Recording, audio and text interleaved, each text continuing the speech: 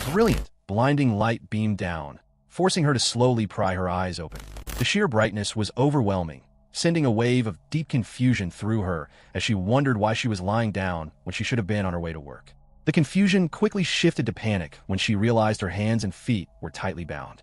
Sweating profusely, she glanced out into the space around her and was shocked to discover an alien standing nearby, surrounded by a crowd of many other extraterrestrial creatures. This terrifying encounter traces back to the turn of the century, when humanity entered a massive war against these alien invaders. Although humans finally emerged victorious 50 years ago, the conflict left devastating scars across the planet, leaving Earth in a state that would require decades to fully recover. Making matters worse, the global restoration efforts were being actively hindered by two specific types of extraterrestrial organisms left behind by the vanquished invaders. The first type, known as space vermin, actively destroyed local ecosystems to alter the environment and make it more habitable for themselves. The second type, called space varmints, were extremely dangerous creatures that posed a severe and lethal threat to human life.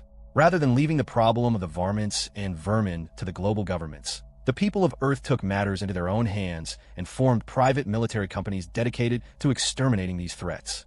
By utilizing scavenged alien technology, these private companies rapidly expanded their power and influence over the years. In the present day, the largest of these organizations now share the massive burden of ensuring peace all around the world. The scene suddenly shifted to a dizzy girl who was lying down on the ground, mindlessly repeating a strange, nonsensical sound over and over again. Upon fully waking up, she realized she was actually lying right in the middle of a vast grassland. She stared at her surroundings in utter confusion, looking down at her hands to check that she was physically fine, and wondered if the entire alien encounter had simply been a bizarre dream. Suddenly, a man shouted from across the distance, angrily demanding to know what she had done to his field. Confused by his accusation, she looked around the grassland and realized the damage done to the spot where she was standing. The furious man ordered her to stay exactly where she was and began marching toward her, warning her not to even think about running away. Panic set in, prompting her to quickly grab her bicycle and frantically apologize, assuring him that she was deeply sorry even though she had not actually caused the damage. Later, inside the city at the headquarters of a company called Vermin Control Sawtome Busters, a man questioned if that ridiculous story was truly her excuse for being late. Sumire offered a small, nervous laugh and confirmed that it was. The man then demanded to know exactly how many times she had been late so far this month. Scratching her face awkwardly, Sumire guessed that it had only been about 2 times, but the man sharply corrected her, stating it had actually been 7 times. He firmly informed her that he was docking her pay to make up for the time she had missed, causing Sumire to beg him not to do so. Sighing heavily, the man told her to at least come up with a more believable excuse next time, pointing out that nobody in this day and age would ever believe a story about being abducted by aliens. Sumire tried to protest and insist that it was the absolute truth, but the man cut her off. He reminded her that the very last official UFO sighting occurred 36 years ago, and the government had long since declared the aliens completely wiped out. He noted that the only things left behind were the space vermin and space varmints, adding that it was ironically thanks to those very creatures that they were all able to earn a living and put food on their tables. He pointed out that Sumire clearly needed the money, which she acknowledged by looking away with another small laugh. The man reminded her that money was the exact reason she was working there in the first place, telling her to stop wasting his time with foolish lies, to get straight to work, and to stop grinning like an idiot. A short while later, inside the Sawtome Busters company van, a conversation started up between Sumire and a male co-worker.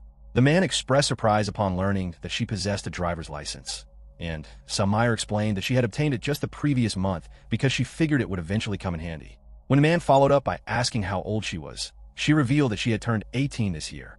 This surprised him further, causing him to ask why she was not in school. Sumire took a moment to think about her response before simply explaining that she was not attending school because she was completely broke. Humming in thought, the man asked her if she was actually telling the truth about being abducted by aliens. This made Sumire angry, and she insisted that she really had been taken. He then asked if anything seemed wrong with her body, prompting her to look down at her hands and reply that nothing seemed out of the place as far as she could tell. The man mentioned a television show he had seen a while back about the awful things that happened to alien abductees, such as growing mutated limbs or having their bodies turned completely into slime until you could not even tell they had ever been human. Sumire dismissed his nasty stories, muttering that she did not care if he refused to believe her. The man laughed just as they arrived at their destination. An old woman met them at the door, clearly annoyed and angry as she demanded to know what had taken them so long. Stepping forward, the man offered their apologies and explained that his partner had been late to work that morning, patting Sumire on the shoulder to point her out. Sumire gasped in shock, while the client demanded clarification. Prompted by her partner to apologize to the client, Sumire immediately dropped to her knees to beg for forgiveness. The old woman was startled by this dramatic gesture and told her to stop doing that. But Sumire's partner interrupted to say that they were all square now, smoothly asking the lady what they could do for her. This left the old woman shouting in disbelief at how cold the man was for making the poor girl grovel and then just moving on like nothing had happened. They all walked over to the side of the house to examine some strange, unknown plants. Sumire identified them as creatures known as shrumba, noting that they had been popping up frequently lately. When her partner asked the old lady how long the plants had been there, she admitted she had no idea and had simply found them like that. The man then informed the client that this particular job would require extra thorough work, asking if that was all right with her since it would naturally cost an additional fee. Sensing she had no real choice, the old lady agreed, and Sumire and her partner got straight to work.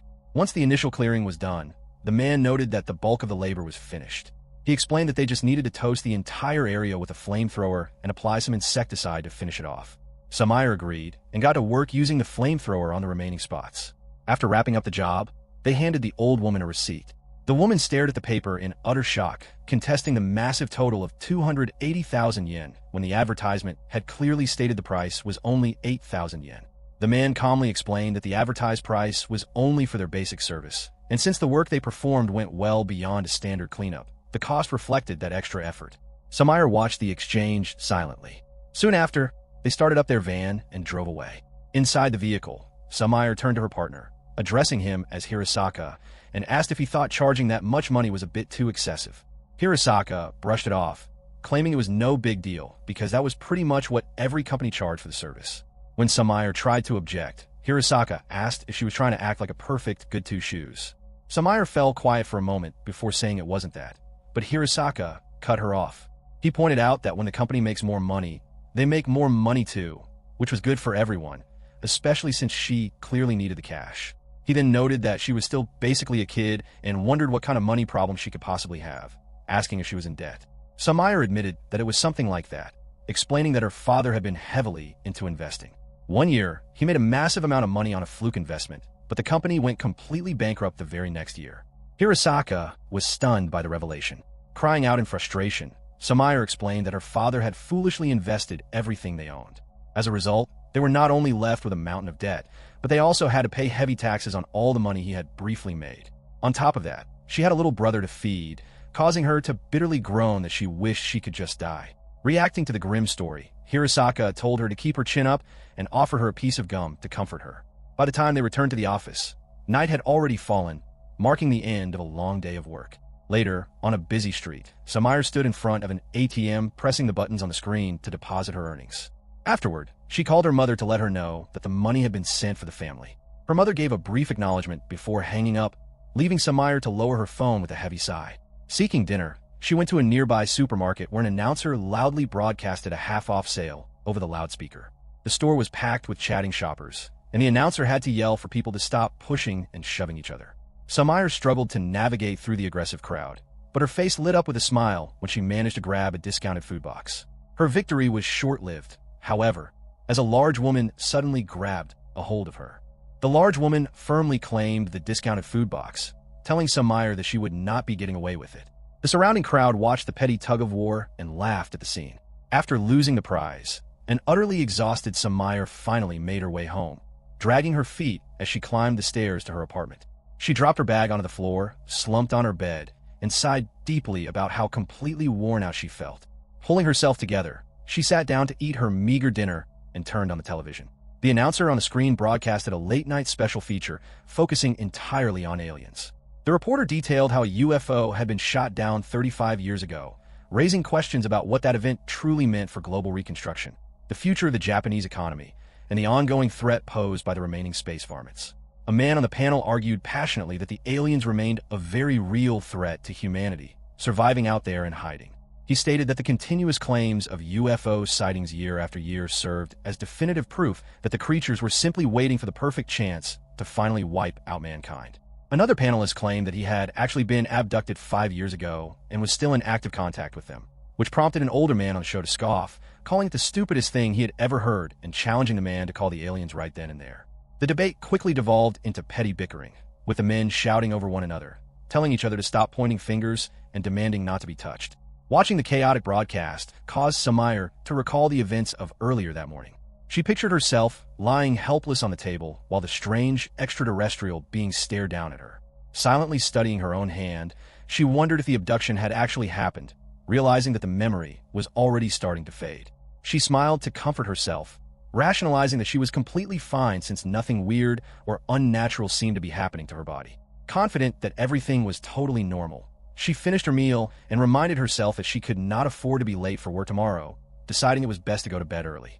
Suddenly, she jolted in her seat as a loud, vibrating noise echoed through the walls. Realizing her neighbor was making a racket yet again, she groaned in frustration and covered her ears, complaining that this happened every single day without a moment of peace. Leaving the persistent noise behind, she stood up and decided to just brush her teeth before trying to sleep. While she was at the sink, the television reporter in the background delivered a breaking news update from J1 News. The broadcast announced that at approximately 3 o'clock that afternoon, a 62-year-old urban farmer named Ippei Sasaki had been attacked and tragically killed by a wild varmint. The reporter added that the police were currently coordinating with private exterminator companies to locate the deadly creature, warning local residents to take extreme caution. The scene suddenly shifted as Sumire opened her eyes in a daze, wondering where she was. She found herself paralyzed and unable to speak as several aliens surrounded her. One of the creatures raised its hand, uttering words she could not understand. Looking up in terror, she saw an incredibly ugly alien looming directly over her body. She stared in frozen silence as the creature's grotesque face drew closer and closer to her own. Her eyes widened to their absolute limits until she finally let out a piercing, terrified scream. With a gasp, she woke up and realized she was safely lying in her own bed, letting out a sigh of relief that it had all been a nightmare. However, as she looked down, she noticed something horrifying. The skin on her arm began to bulge outward in strange, unnatural ripples. Blinking rapidly, she rubbed her eyes and stared back at her limb, but the bizarre pulsing did not stop. When she tried to move her arm, the muscle bubbled violently. Completely shocked, she screamed in terror, frantically demanding to know what was happening to her body. In the midst of her panic, the realization hit her that this monstrosity must be a direct result of her alien abduction. Suddenly, a strange voice speaking an entirely foreign language echoed through the room. Stunned, she looked around, terrified that she was now losing her mind and hearing phantom voices. Before she could process the fear, an irritated voice ordered her to shut up, and her own bulging arm abruptly flew upward, punching her squarely in the face. Gasping in disbelief, she realized her own limb was moving completely on its own. The arm then spoke to her directly in a clear voice, asking if she ever shut up. Completely hysterical, Sumire began banging her head against the table, crying out that this couldn't be happening to her. The rogue arm forcefully hit her on the head again to make her stop, telling her to quit freaking out and just listen to it. Sumire cried out in pain from the blow. After a long moment, she finally managed to calm her breathing down, though she remained terrified as she stared intently at her twitching arm. The limb addressed her directly with a cold greeting, demanding to know who the hell she was. Sumire remained silent for a second before snapping back that she should be the one asking that question. Enraged by her defiance, the arm lunged forward and painfully yanked her hair, calling her a sassy little brat and demanding to know how she dared to speak to it in such a manner. Crying out for it to stop hurting her, Sumire could only listen in horror as her arm expressed genuine confusion, demanding to know why her stupid human consciousness was still trapped inside the body. The bizarre limb expressed deep frustration that it was unable to completely steal her body, leaving Sumire deeply confused as she questioned what that statement was even supposed to mean. The arm responded by slamming violently against a nearby surface with a loud thud, ordering the stupid kid to shut up already. Sumire quickly apologized in fear. Her hand twitched again as the arm muttered another quiet complaint. Meanwhile, the man living next door was scratching himself inside his pants, grumbling about what a garbage way this was to start his morning. He lay back down on his mattress, deciding that he was just going to go straight back to bed. Suddenly, the shared apartment wall crashed inward with an explosive boom. The man bolted upright, completely shocked by the destruction as the thick smoke began to clear. A massive, monstrous arm was revealed within the ruined structure, causing both Sumire and her neighbor to scream in absolute terror. The alien arm cursed angrily demanding to know if she had really just referred to it as a human piece of trash. The arm raised itself high into the air, causing a thoroughly bewildered Sumire to panic and ask what it was doing. The neighbors sat frozen, completely stunned to silence as he stared back and forth at Sumire and the growth. Without warning, the arm screamed at the man to die and swung downward with immense force to crush him. Sumire desperately fought against her own muscles, causing the deadly strike to miss its mark. The attack barely grazed the man, leaving only a small cut on his cheek. The alien arm roared in anger, demanding to know what the hell she thought she was doing. Shaking rapidly from the strain, Sumire yelled back that she was trying to stop it. She turned to her terrified neighbor, begging him to get out of the apartment before it was too late. The man's jaw dropped as he shook with pure fear, and after Sumire screamed at him one more time to go, he finally scrambled to his feet and ran away. The alien arm snapped that the man would not get away, but Sumire kept fighting to hold it back. Pushed past its limit, the arm suddenly wrapped itself around Sumire's own neck and began choking her. The alien presence declared that it had finally had enough of her interference and decided it would simply kill her right now so that her body would belong entirely to it. However, the arm suddenly froze in shock and pain, realizing that hurting her body actually caused pain to itself. Letting out a sharp cry of agony, the arm released its grip, allowing Sumire to gasp for air and cough violently. The alien limb let out a weak, wheezing sound, entirely confused as to why it was experiencing physical suffering. Sumire asked if it had truly just tried to kill her, and the arm confirmed that it had, telling her to shut up. Trembling with fear, she demanded to know what kind of monster it actually was. The alien arm seemed to falter, questioning its own identity and wondering aloud how it had even wound up in this state. This sudden memory loss left Sumire equally confused. Suddenly, a loud, blaring siren echoed across the entire city, followed by an emergency broadcast.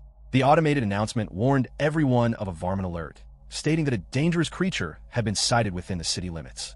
The voice instructed all citizens to return to their homes immediately and remain indoors for their own safety. Sumire panicked at the news, sweating profusely and clutching her head as she repeatedly denied that the alert could be about her. She spiraled into terror, wondering if the authorities were going to kill her or she would be captured and turned into a helpless lab rat. The alien arm mumbled in annoyance, wondering if she ever shut her mouth. Just then, 2 policemen arrived at the scene and entered the ruined apartment, calling out to see if anyone was home. They quickly spotted Sumire and asked what had happened to the room.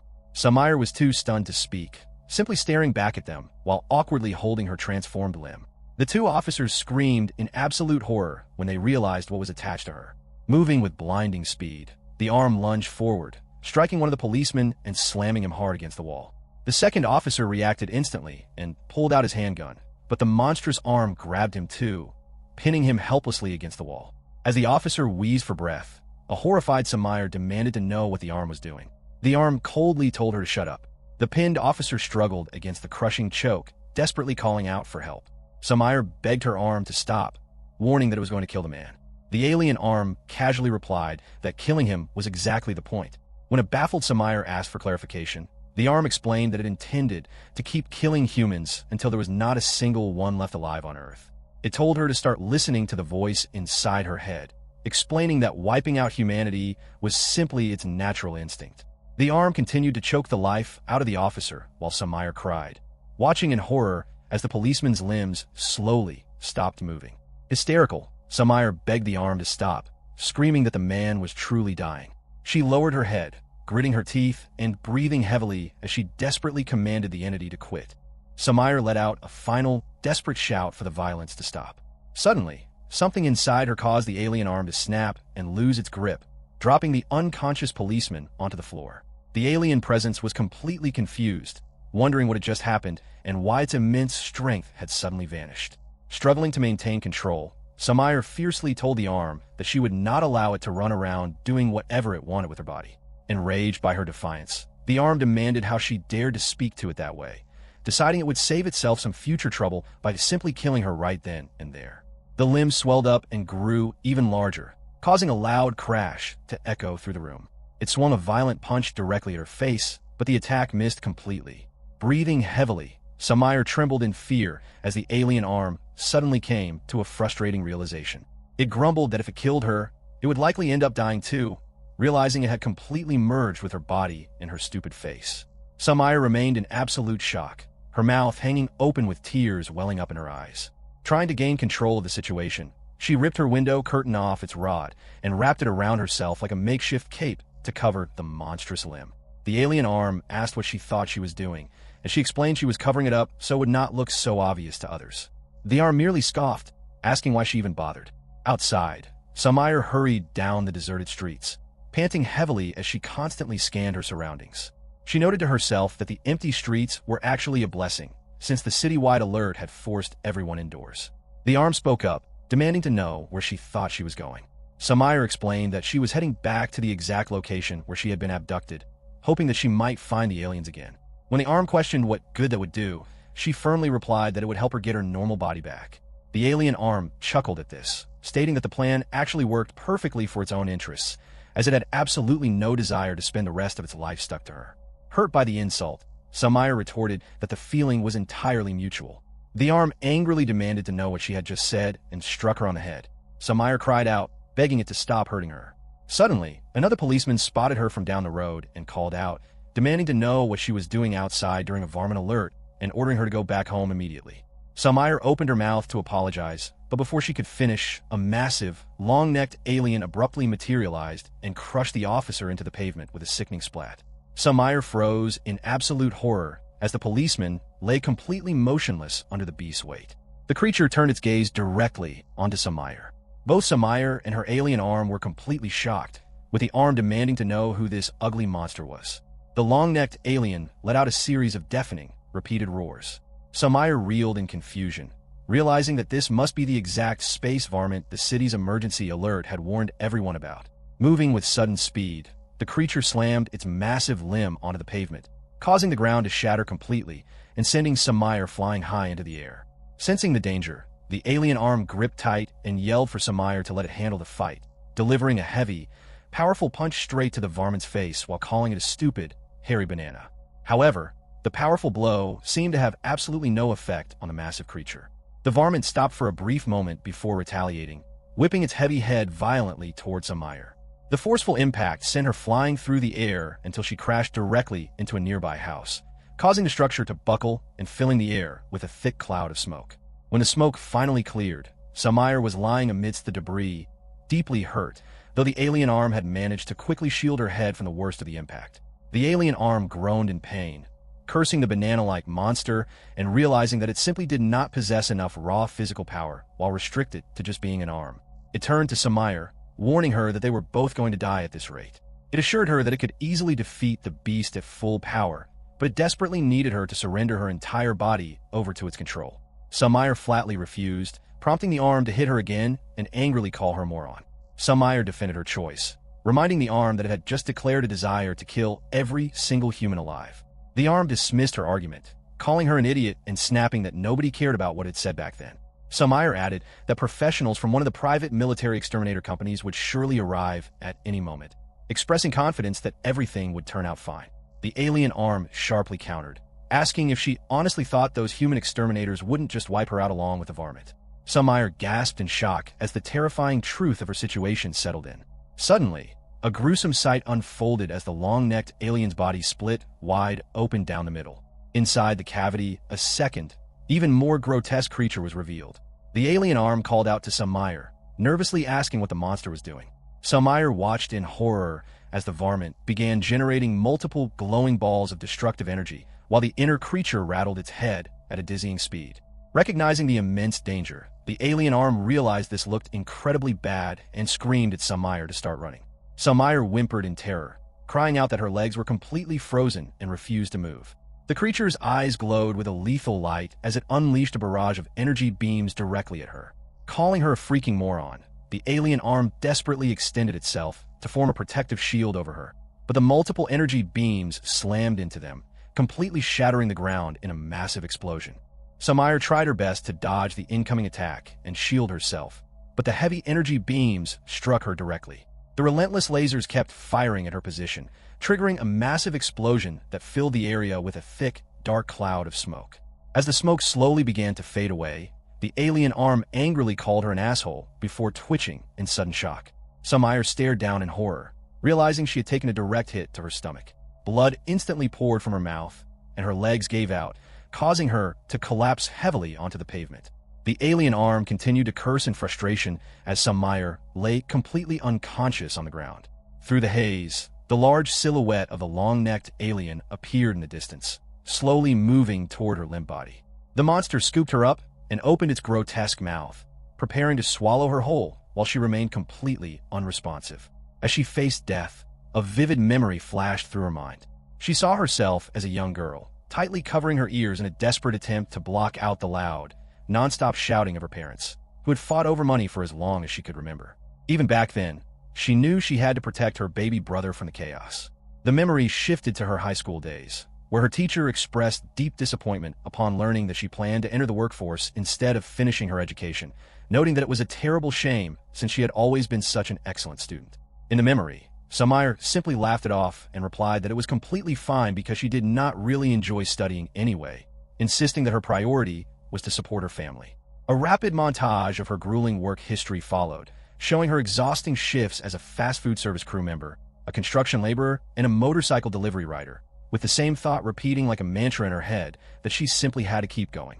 Suddenly, the dreamlike memories shifted to a quiet, empty space where Sumire found herself standing completely alone. A voice called out to her, and when she turned around, she saw the alien arm standing before her in its true, full-sized, original form. The extraterrestrial creature asked her if she was really okay with letting things end this way, pointing out that she was about to die. Sumire stared at him in silence before looking away, quietly rationalizing that her family would at least receive some kind of life insurance payout if she passed away. She figured that if they could use that money to finally pay off their massive debts, they might finally be able to go back to living normal, peaceful lives. The alien asked if she was truly content with that sacrifice. Sumire remained quiet for a moment before gritting her teeth in anger, shouting that she was absolutely not okay with it. Bursting into tears, she confessed that she had never once had the luxury to just stop and appreciate being alive, having done nothing but trudge forward to survive day by day. She cried about how much she had actually wanted to go to school, how she wished she could know what it felt like to go on a date with a guy, and how there were still so many normal things in the world she desperately wanted to experience. Hearing her despair, the alien told her to let him free her from all of her heavy shackles, instructing her to simply give him full control of her body. Sumire looked up at him through her tears and quietly asked what would happen to her own consciousness if she complied. The alien admitted that he did not really know, but he doubted that her mind would disappear entirely since the body ultimately belonged to her anyway. Sumire fell silent to consider the offer, finally agreeing to the deal on one strict condition. He had to swear that he would never kill any human beings. The alien stared at her silently before giving a casual agreement. Sumire was shocked by how easily he accepted, asking if he was truly serious and demanding a pinky swear. This childish request started to piss the alien off, prompting him to shout at her. Sumire stood her ground and insisted that he make a formal vow, instructing him to raise his right hand and repeat after her. The alien contested the demand, complaining about why he had to do something so incredibly stupid, but Sumire snapped back at him to just do it. Reluctating, the alien raised his right hand and solemnly swore that he would not kill any humans.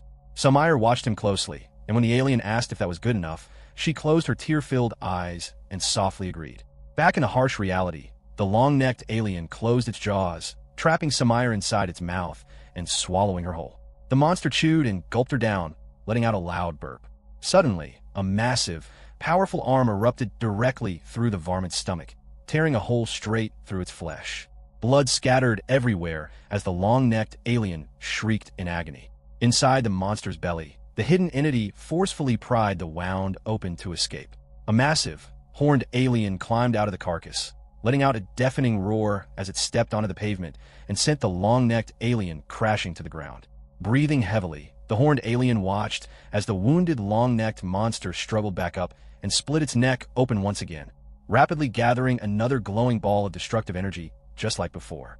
The horned alien taunted the beast, calling it a dumbass banana and acknowledging that it had really managed to do a number on him earlier. Inside the exposed neck cavity, the inner creature rattled its head at high speed to launch the attack, but the horned alien moved instantly, smashing its head with a heavy blow that sent blood splatting across the street. He grabbed the monster's long neck with his bare hands and ripped it completely apart, yelling at the big buffoon to drop dead. Opening his own massive jaws, the horned alien gathered an immense amount of energy and fired a powerful blast directly into the remaining mass of the varmint. The resulting explosion completely shattered the creature, sending its internal organs flying through the air.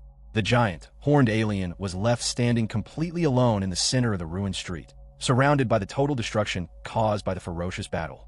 The massive, horned alien let out a deep growl, hoisting the limp carcass of the defeated long-necked monster into the air before hurling it away with immense force. Standing firmly amidst the rubble, the beast exhaled a heavy breath. Suddenly, he burst into loud, maniacal laughter, raising his large hands to the sky and shouting triumphantly that he was finally free. Spreading a pair of surprisingly tiny wings, his heavy feet lifted off the ground, and he took flight. However, his clumsy aerial journey ended quickly as he crashed hard onto a nearby rooftop. Shaking off the impact, he began looking around the area, declaring that he would start his newfound freedom by slaughtering every single human in the vicinity. Before he could take a single step, someone approached from behind. The alien glanced backward just as a sharp blade sliced cleanly through his neck. His severed head flew through the air in utter confusion as a torrent of blood erupted from his stump.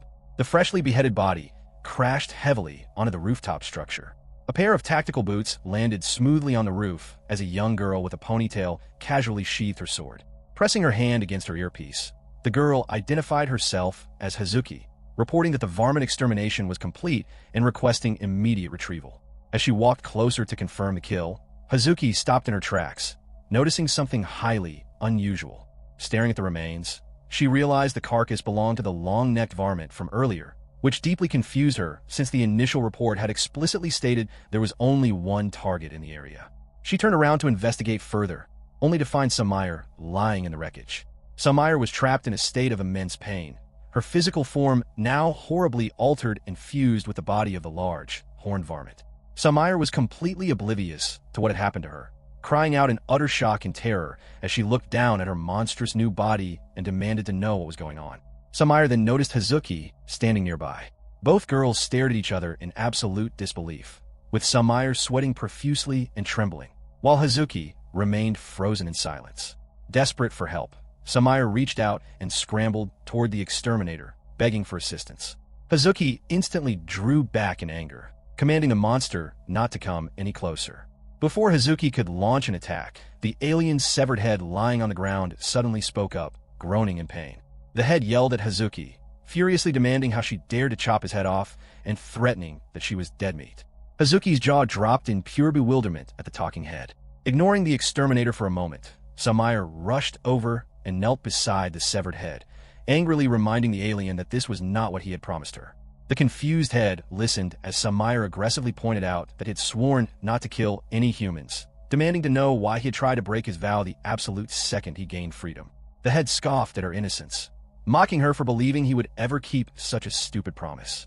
Sumire cried out that he was being incredibly mean. Hazuki stood entirely alone, watching this bizarre argument unfold in complete and utter confusion, unable to comprehend what in the world she was witnessing.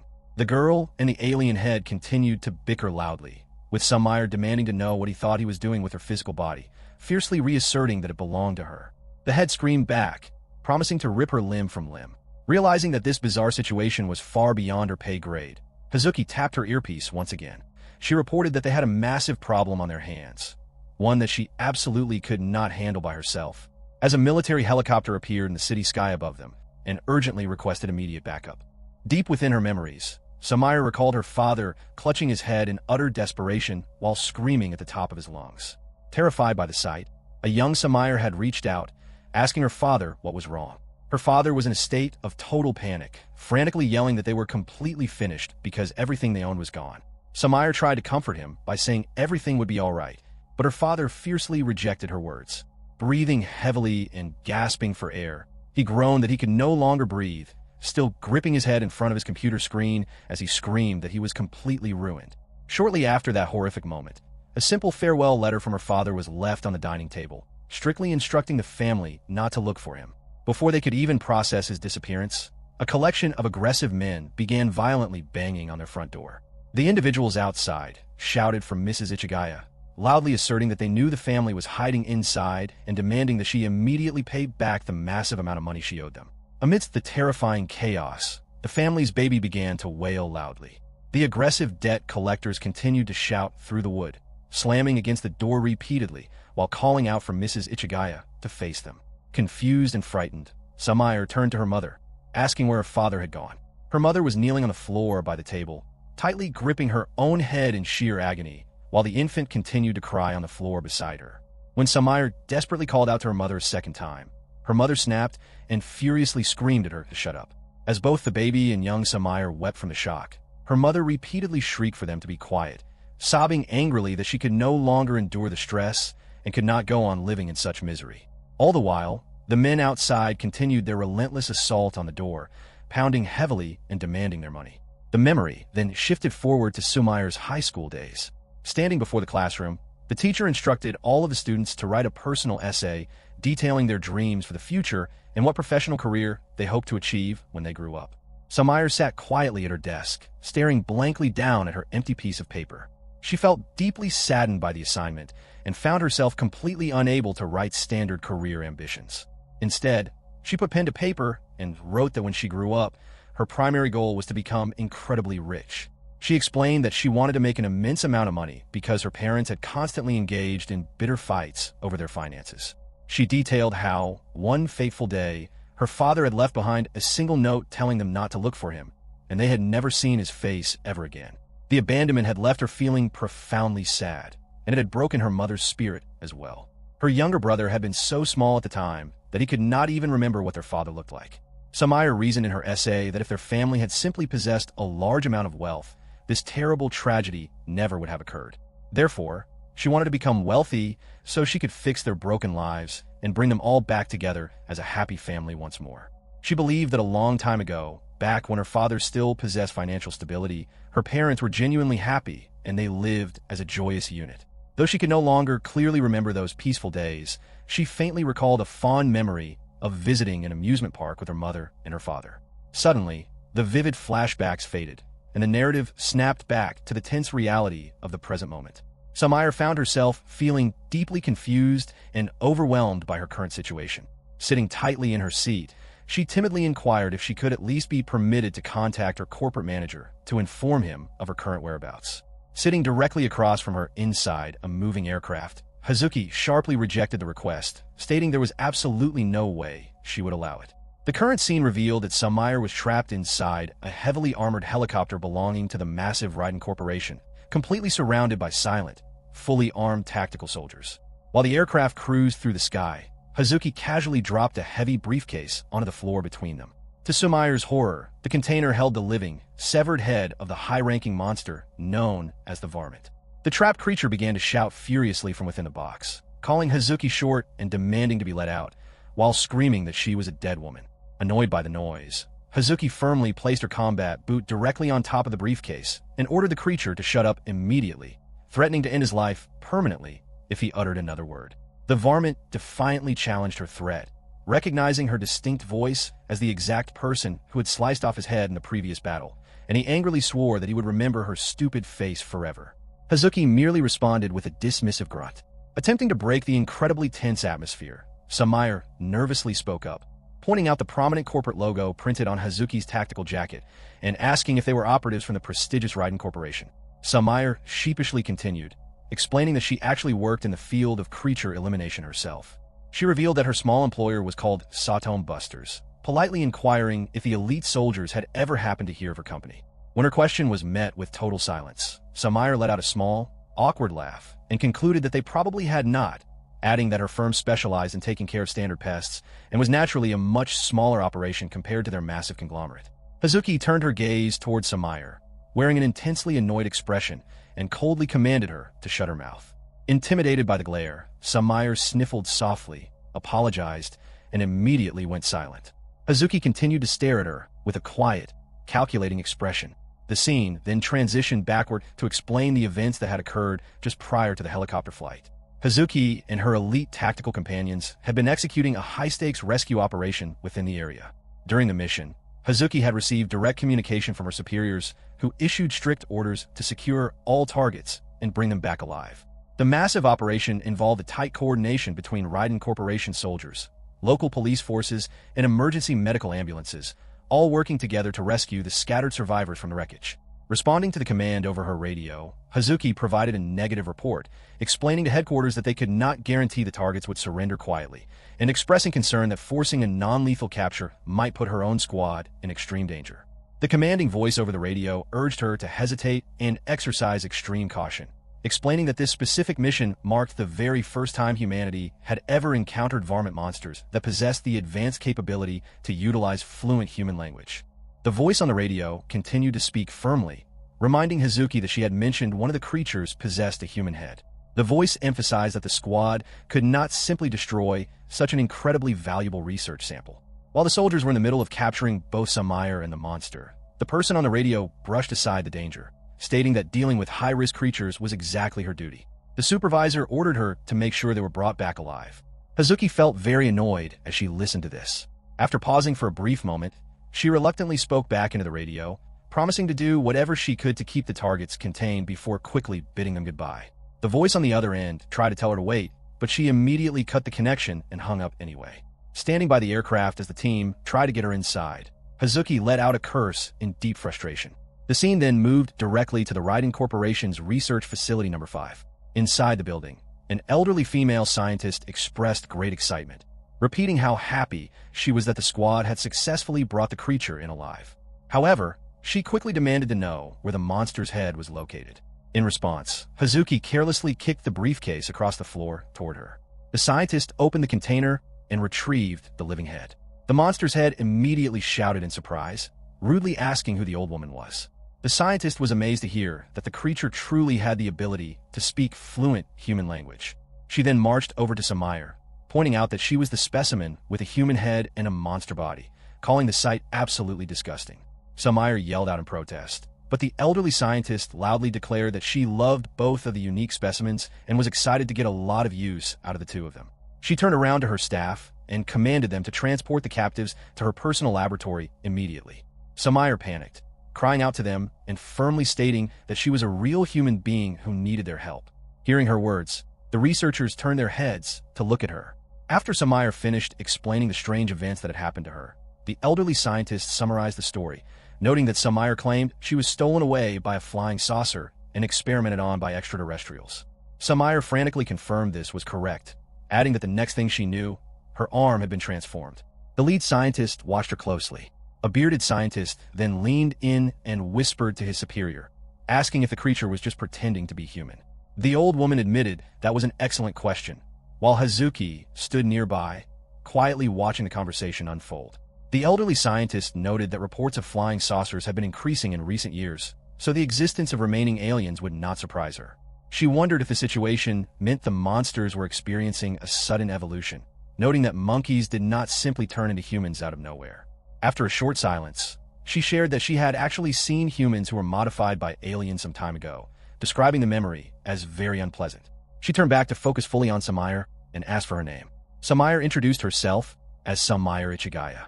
The elderly scientist smiled and called it a nice name, then promised that she would provide her with help. Sumire began to weep with pure joy upon hearing those comforting words. However, her relief was instantly taken away when heavy metal restraints were suddenly clamped onto her hands. Sumire found herself securely chained to the laboratory wall, leaving her completely confused and terrified. She called out to the researchers, demanding to know the purpose of the chains and stating that this treatment did not look like help at all. Meanwhile, Hazuki walked over to handle the monster's head, which was actively shouting a string of harsh insults at her, calling her a fool and garbage while cursing her nerve for locking him away. The creature's head was then dropped into a secure, round glass container, leaving the monster shocked. Hazuki dusted off her hands and announced that her role in the mission was officially finished. The elderly scientist asked if she was leaving the facility so soon, and Hazuki confirmed her departure, explaining that she had just finished working the exhausting graveyard shift. With Hazuki gone, both Sumire and the monster's head were left completely locked up inside the high-tech science lab. Standing just outside the immediate room, the elderly scientist spoke to Sumire through the barrier, telling her to calm down and listen closely. She explained that if she was truly going to help fix her condition, she absolutely needed to examine her altered body. She asked Sumire if she understood the necessity of the process. The scientist reminded her that she had seen alien-modified humans in the past and had tried desperately to save them too. Her expression turned very serious, as she confessed that she had ultimately failed to save them. Clenching her fist in frustration, The old woman admitted that so many of those past people had died, and she carried a deep hatred for her own helplessness during that time. However, she noted that it was entirely thanks to those past subjects that their medical and technological fields had been able to make massive advancements. She told Sumire not to worry at all and to leave everything in her hands, promising her there was nothing to fear. Sumire desperately objected to the situation, pleading with the woman to at least remove the heavy chains from her limbs. The old scientist flatly refused the request. When a stunned Sumire demanded to know why she had to remain bound, the elderly woman flashed a deeply creepy expression, explaining that the restraints were absolutely necessary to prevent her from thrashing around during the procedures. Sumire was left completely speechless with horror, unable to utter another word as tears of absolute dread began to drip from her eyes. The varmint's head spoke up, bluntly telling Sumire that she must realize she was about to be used as a helpless lab rat. Sumire remained completely frozen in terror, silently weeping as she stared back at him. Meanwhile, the elderly lead scientist began pulling on a pair of highly unusual, specialized laboratory gloves. Her assistant announced that everything was fully prepared and they were ready to proceed whenever she gave the word. The lead scientist expressed her satisfaction, flashing a deeply unsettling smile before declaring that it was time to begin the procedure. Directly above Sumire, a heavy panel in the laboratory ceiling slid open, and a massive piece of experimental machinery slowly descended toward her. Sumire stared up at the mechanical device in absolute panic, crying out to demand what they were planning to do to her. The elderly scientist told her not to worry and urged her to relax, explaining that the machine was simply going to be used to thoroughly examine her internal biology. However, she casually added a warning that she would likely need to perform a fair amount of physical slicing just to get a proper look inside her. As the sharp, grinding components of the machine drew closer and closer to her skin, Sumire screamed, demanding to know how anyone could possibly relax under such horrifying conditions. She fiercely reminded the woman that she had promised to help her. The elderly scientist calmly reaffirmed that she genuinely wanted to help, but explained that in order to do so, she first had to learn absolutely everything about Sumire's unique anatomy. She asked the girl if she understood the necessity of the process, smiling weirdly as she insisted that this entire ordeal was being done solely for Sumire's own benefit before letting out a wide grin. Sumire was left completely stunned by the cold words, her skin dripping with a mixture of cold sweat and tears. The varmint's head grew furious at the display, screaming at Sumire to break out of her shackles so they could escape the facility together. Sumire began to thrash violently in a desperate attempt to break free from the wall, but the lead scientist mockingly apologized to her. She explained that the restraints were forged from a highly advanced alien alloy known as unobtainium, noting that regular varmints lacked the physical strength required to snap them. The varmint's head retorted that it did not matter, confidently declaring that his own body could easily destroy the metal if she just managed to free him. The scientist marveled at how remarkably lively the creature was for being nothing more than a severed head, but she admitted that she deeply despised noisy distractions during her work. She proposed a new plan, suggesting that she dissect the varmint's head first so the laboratory would be much quieter for the main event. The creature's head angrily began to object, but the scientist's attention was suddenly drawn away by a sharp electronic beeping sound from her main monitor. Examining the fresh data scan of Sumire's body, the scientist gasped in astonishment as she discovered that the subject's anatomy contained two distinct life cores. Seizing the moment of distraction, the varmint's head grew enraged and opened its jaws wide, rapidly gathering a massive amount of destructive energy within its mouth as its eyes glowed with an intense light. The monster shouted an insult at the researchers, labeling them human trash, just as the lead scientist realized the immediate danger. With a fierce roar, the varmint's head unleashed a devastating energy blast, causing the entire Raiden Corporation facility to explode in a massive cloud of fire and debris. The scene then shifted to a quiet corporate bathroom facility, where Hazuki was taking a relaxing shower. After finishing, she walked into the locker room and let out a long, peaceful sigh of relief.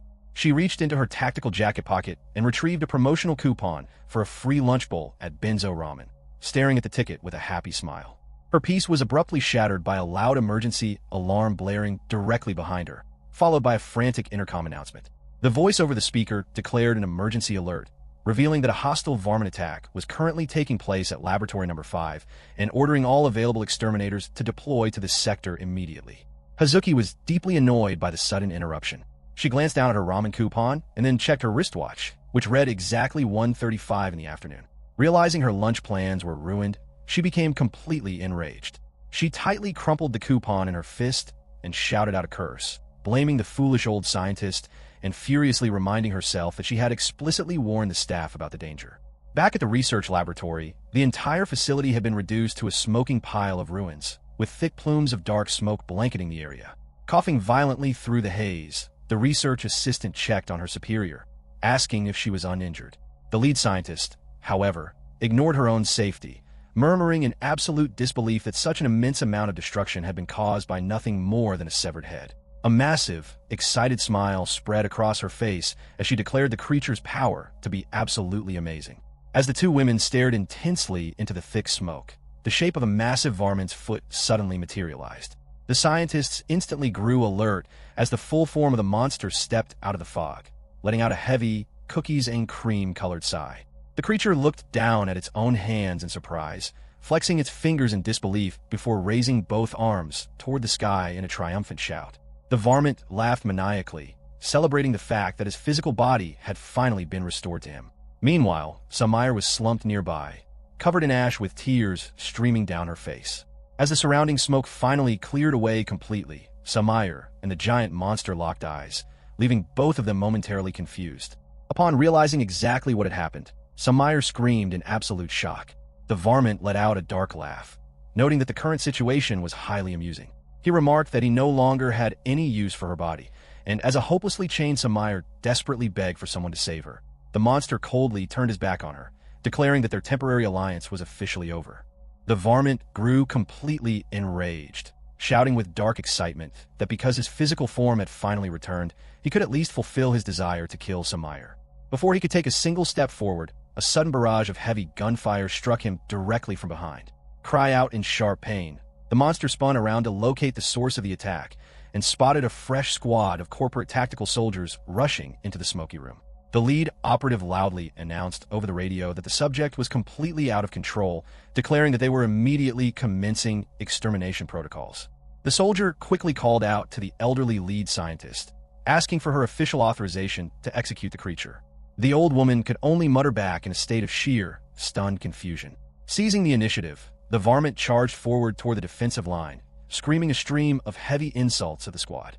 Despite the soldiers continuously firing their weapons at his massive frame, the monster easily closed the distance, delivering brutal punches that knocked the armored men down one by one until the entire squad was broken.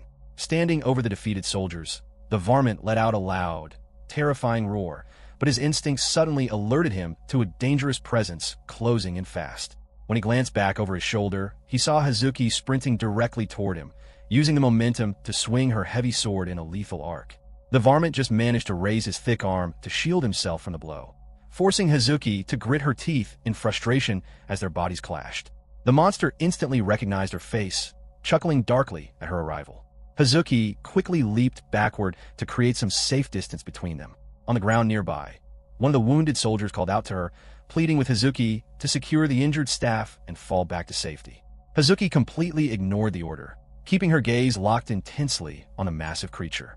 Her mind raced as she analyzed the bizarre scene, wondering how the creature's life force had suddenly split between two entirely separate bodies.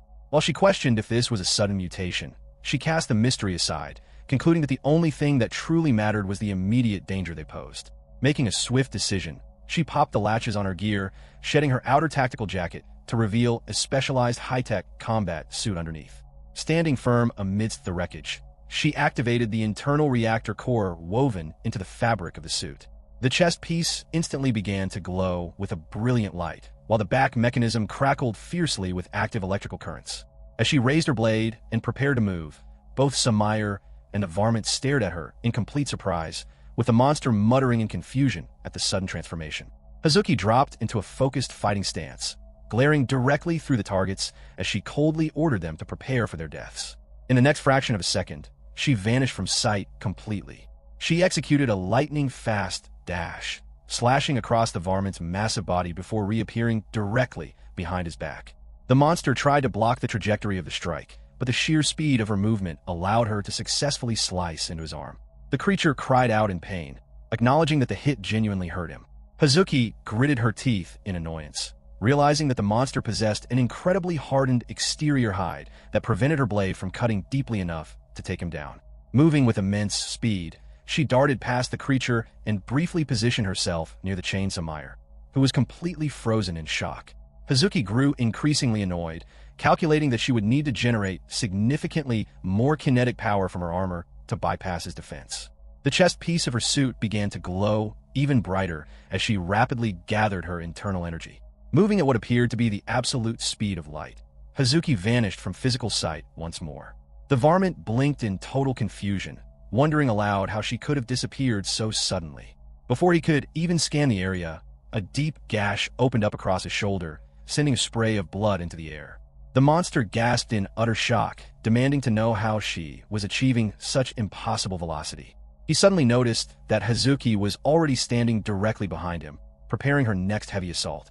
The varmint rapidly spun around to counter her, but the moment he turned, Hazuki vanished from his line of sight again. She materialized low at his back, executing a vicious strike that cut deeply into his thighs.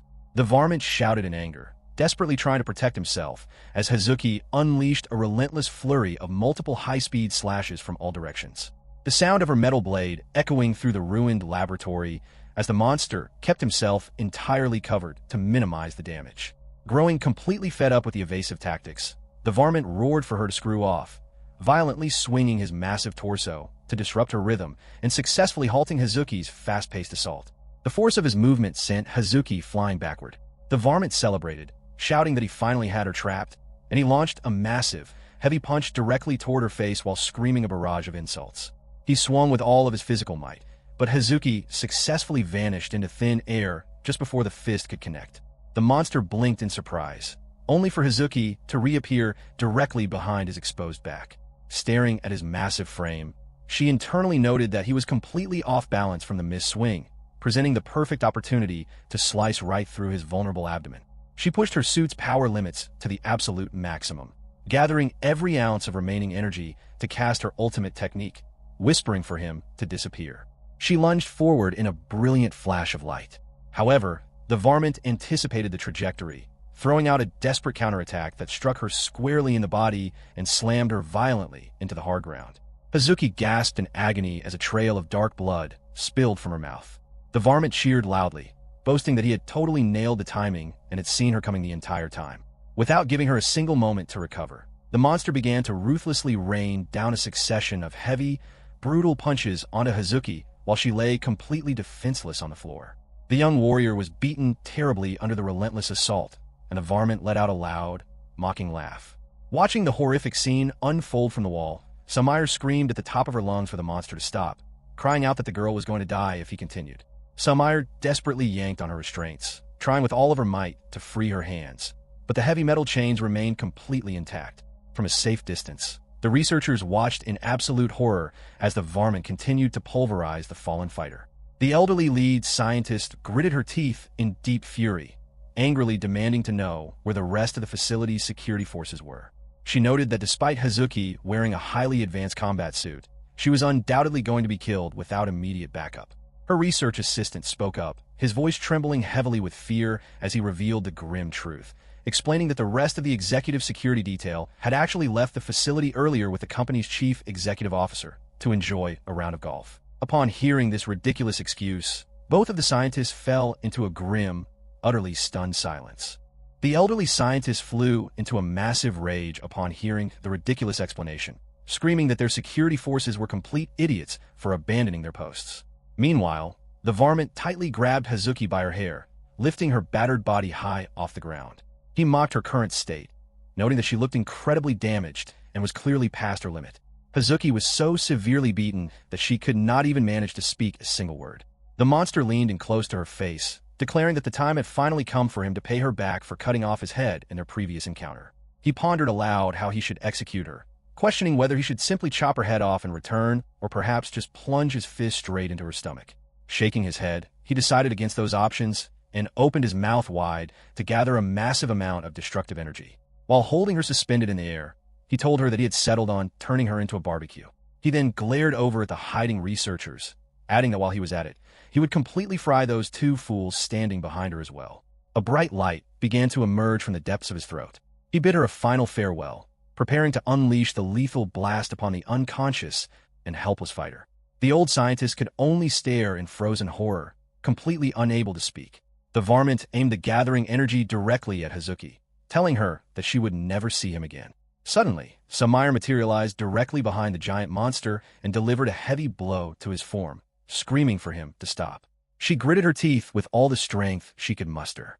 The sudden physical interruption completely disrupted the varmint's focus, causing the unstable energy blast to prematurely explode inside his own mouth. The force of the internal blast caused the massive creature to collapse heavily onto the floor. Without losing a second, Sumire rushed straight to Hazuki's side to check on her injuries, frantically asking the fallen warrior if she was going to be all right. Hazuki slowly regained a small amount of consciousness, looking up at her in surprise. A relieved smile spread across Sumire's face as she wept with joy, expressing her deep gratitude that the fighter was still alive. It was then revealed that Sumire had somehow managed to completely free herself from the wall restraints. The elderly scientist stared at the empty wall in utter disbelief, marveling at the fact that the girl had actually broken through the indestructible alien chains. As Sumire continued to tend to Hazuki, the massive shadow of the varmint began to loom directly behind her back. The monster pushed himself up, glaring down at her with intense hatred. He expressed his extreme frustration at her constant interference, stating that she truly could not leave well enough alone, and furiously swore that he was going to crack her stupid head wide open. The varmint launched a sudden, brutal attack aimed directly at Sumire, but she managed to raise her arms just in time to shield herself from the impact. A loud, echoing thud reverberated through the ruined laboratory as the blow connected. The scientists were completely shocked by her defensive capability, with the elderly woman gasping in disbelief. The varmint grew increasingly angry as Sumire continued to successfully block his repeated, heavy punches. He screamed a curse at her, raining down a relentless barrage of attacks. Hazuki could only watch the incredible struggle in total amazement from her position on the ground.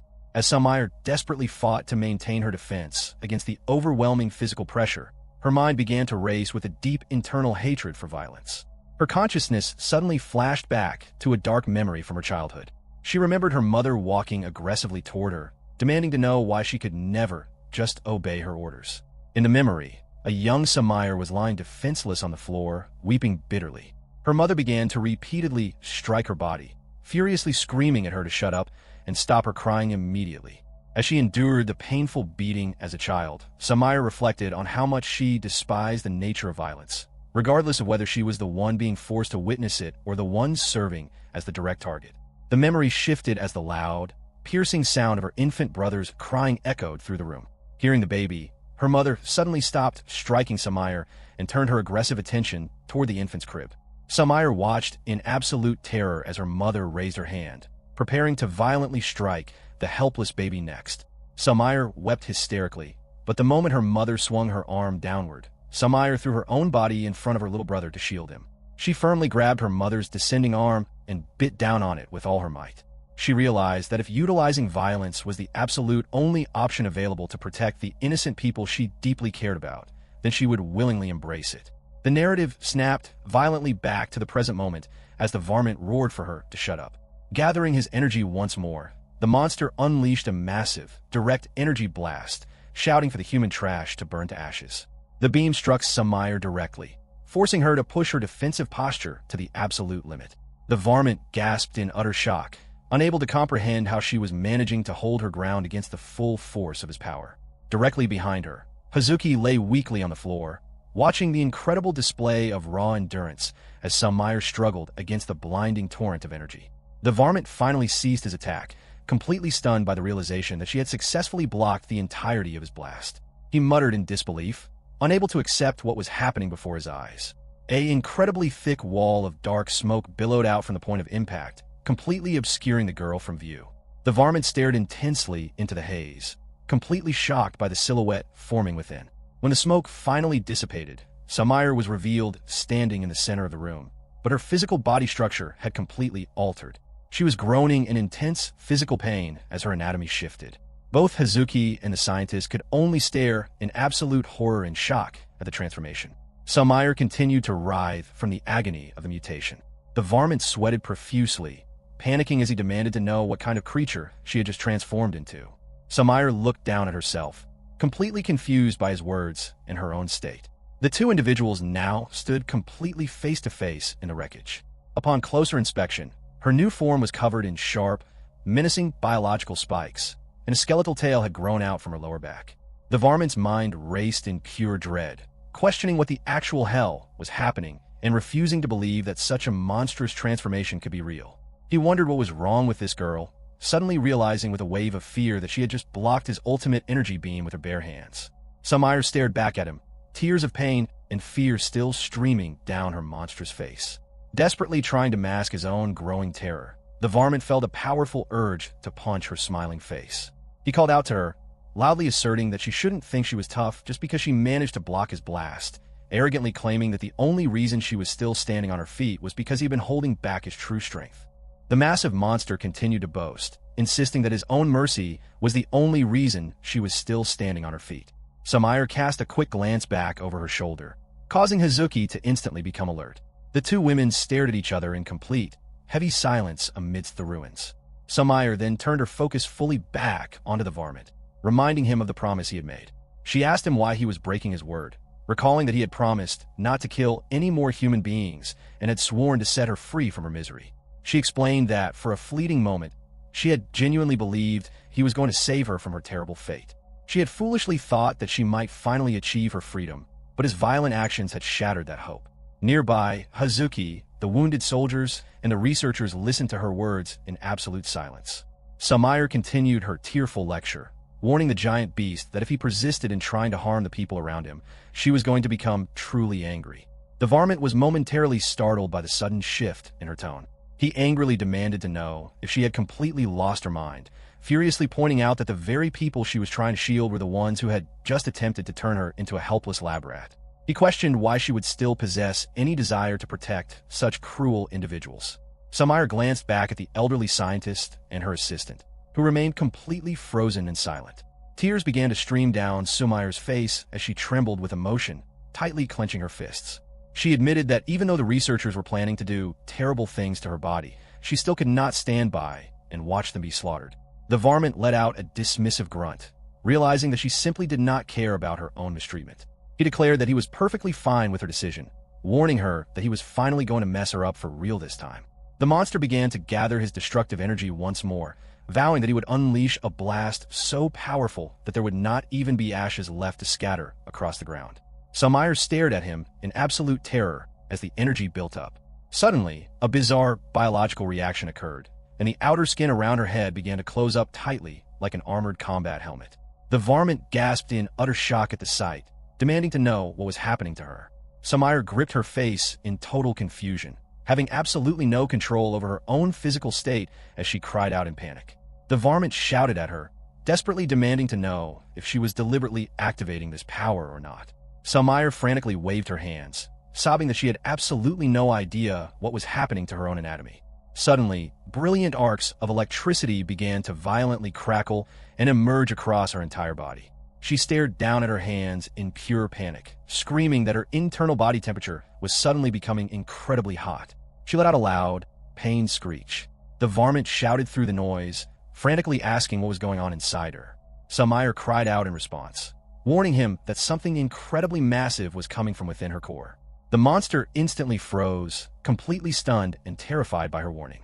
Sumire spiraled into a total panic, repeatedly weeping that the power was coming and that she was completely unable to stop the approaching explosion. The varmint began to panic just as heavily, yelling at her to tell him exactly what was coming. Internally, the monster's mind raced with absolute dread, realizing that this strange girl was about to unleash something truly catastrophic, even if he had no idea what form it would take.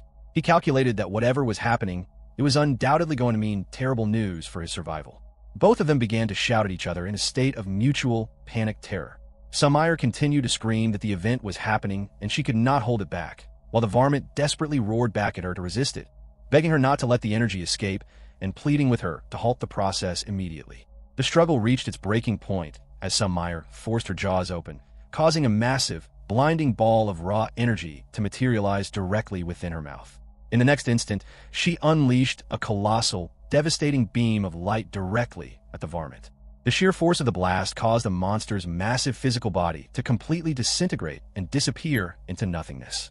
The varmint's severed head was sent flying violently through the air, with the creature only able to mutter a curse of absolute defeat before crashing away.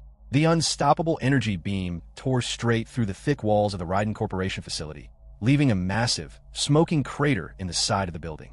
Hazuki, the elderly scientist, and the assistant were left completely shell-shocked, unable to utter a single word as they stared at the destruction. Sumire stood completely still in the center of the crater, with thick trails of dark smoke slowly wafting out from her open mouth following the massive attack. On the ground a short distance away, the varmint's remaining head lay in total confusion, completely unable to process how he had been defeated so easily. Sumire began to move slowly toward him, her heavy steps making a loud thud against the cracked floor. The monster's head trembled in pure fear as she approached.